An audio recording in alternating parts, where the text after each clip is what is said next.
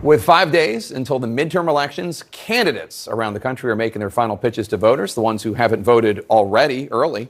Among those hitting the trail for Republicans, GOP Senator Tom Cotton of Arkansas, who's been campaigning with Dr. Mehmet Oz in Pennsylvania and Herschel Walker in Georgia, J.D. Vance in Ohio. Senator Cotton also has a brand new book out called Only the Strong, Reversing the Left's Plot to Sabotage American Power, where he gives his take on how Democratic presidents, all the way back to Woodrow Wilson, have been steering the country down the wrong path when it comes to military and foreign policy issues. He writes, for example, quote, America's recent decline isn't an accident. It's declined by design. For more than a century, liberal Democrats have plotted to sabotage American power. These Democrats believe a strong, confident America brings war, arrogance, and oppression, not safety, freedom, and prosperity. And Senator Cotton joins us now here in studio. Thank you so much for being here. Good to have you here. Thanks, it's a pointed book. It's a very is that fair to say, you think? It's a pointed book? I mean, I had a lot to get off my chest. It's very sharp criticism about Democrats. And I knew you were very conservative. I don't think I knew fully or realized fully how, is contempt an okay word to use? How much contempt you had for these policies? And I wonder, does it make it difficult to work with Senate Democrats, given how strongly you feel that they stand for all these wrong things? No, not at all. I mean, look, you got to deal with senators every day. One day a senator's going to be your adversary, the next day they're going to be your ally. That's not an issue. But yeah, I mean, going back 100 years to Woodrow Wilson, as I outlined in Only the Strong, he was the first president to openly repudiate the Declaration and the Constitution. At home, that meant that he and the progressives wanted to create this vast administrative state of unelected bureaucrats trying to set the course for our country. Segregated, too. He was a horrible racist. Well, he was a virulent racist as well. But I'm just saying, didn't he resegregate the He government? did, but you know, the left can take his name off the buildings because of that, but they can't take his ideas out of their movement. And you still see that today domestically, but you see it abroad as well. Like when he when he declared war on Germany shortly after his re-election, it wasn't for any of the many good reasons to declare war on Germany that the founding fathers would have cited, like Germany conspiring with Mexico to seize territory in our southwest, or killing Americans by sinking the Lusitania, or interrupting our economy here in America because of unrestricted submarine warfare. It was on behalf of abstract ideals. And he famously said that we're going to make the world safe for democracy. And I would suggest there's one word missing from that, and I think our founders would have suggested there's a word missing from that as well. American? We should make the world safe for America's democracy. America's democracy.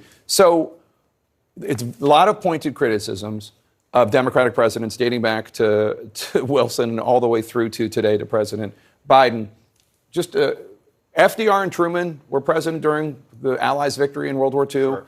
Obama okayed the mission to go kill Osama bin Laden. You cite that to criticize Biden for not agreeing with him, but you don't really give Obama the credit. I mean, there are some things Democratic presidents have done. They don't get everything wrong, obviously. And the older presidents in the 20th century are better than the more recent ones, especially the post-Vietnam Democratic presidents. But even with FDR and Truman, they cut the defense budget badly. I mean, our army was smaller than Portugal's army before World War II. Well, then they cranked it back up. Same thing before the Korean War. I mean, we deployed our troops into the Korean War woefully unprepared and undertrained. But really starting with JFK, and it's a misnomer to think that JFK was a strong president. He was a disaster as a foreign policy president.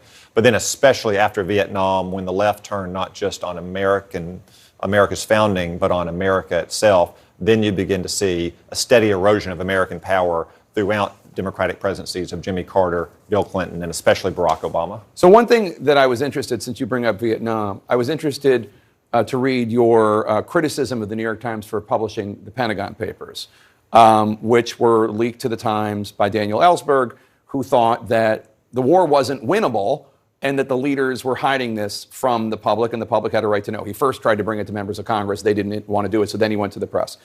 But here's the thing. You're also so critical, and I'm not saying you're wrong, of JFK and LBJ and how they waged the war in Vietnam. What's wrong with the New York Times bringing the failures of these Democratic administrations, two of them, to the public so they could see what was really going on? You're a veteran. You know how many Americans died in Vietnam when the generals didn't think the war was winnable, but they didn't have the guts to tell the commander-in-chief or to tell the country. Well, it's just another example of the New York Times putting itself in the position of judging what classified information should and should not be revealed, which is not its position. You know, the Supreme Court sided with them. But the New York, well, they said that the New York Times couldn't be subjected to a prior restraint. They said that you could have consequences after the fact. Didn't the public have a right to know of all these failures you criticized? Well, about the Pentagon Papers itself, I would say there wasn't a lot of new revelations there. A lot of it was already well known to the public, and it didn't show that the war was unwinnable, because once Richard Nixon became president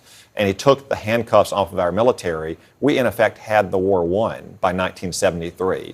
We had stabilized the situation. The Viet Cong had been destroyed as a fighting force. Ho Chi Minh's army had no longer gained purchase in the South. It was only when he was weakened by Watergate, Democratic Congresses began to cut funding, including a very young Senator Joe Biden, that we had the absolute disaster in South Vietnam when we had helicopters lifting off our embassy there in 1975. Well, on that subject, you compared that to the botched withdrawal from Afghanistan under the Biden administration. I want to share with you something that fellow veteran Republican Congressman Adam Kinzinger tweeted. He said, "I blame both Trump for this moment coming and Biden for this botched ending. I'm not picking sides because both sides have failed you.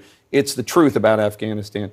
Do you hold President Trump accountable at all for that peace treaty that he and Secretary Pompeo negotiated with the Taliban, which Biden inherited? And you might remember Trump wanted to have the Taliban leaders come to Camp David right near the anniversary of 9/11.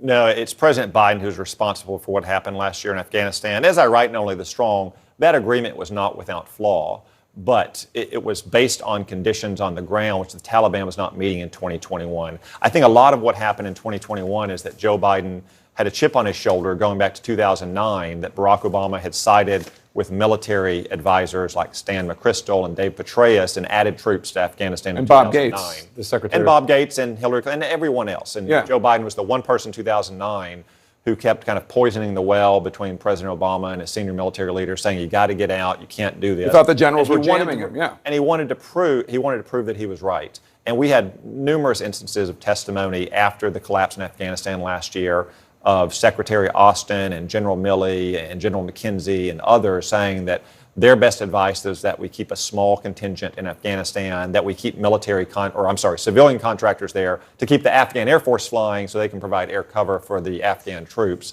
Even most of the advisors, my understanding is, in the White House and the State Department advised Joe Biden against this course of action. Right. But you don't hold Trump responsible for that. You say it's a flawed treaty. I think in the end, it was Joe Biden's decision as the commander-in-chief last year. So, first of all, this underlines why you should be coming on CNN more so that we can have these conversations, because it's good for people to hear from you, not just on Fox or in Arkansas. I know you're not going to announce on my show that you're running for president in 2024, but two quick questions. Does Trump's decision as to whether or not he's going to run, will that play any role in whether or not you decide to run? And do you think you'd make a good president? Those are, I'll just say two things. First, we have an election 5 days from now. Sure. And that's where my focus is. There'll be time after that election to think about the 2024 election. But anyone who thinks they can be president and wants to run for president should check out a copy of Only the Strong so they can learn how to restore American power, Joe. All right, your publisher is going to be very happy with that. I'm interested to see what your Amazon rank is. Please come back. It's good to see you, Senator. But best to your wife and your boys.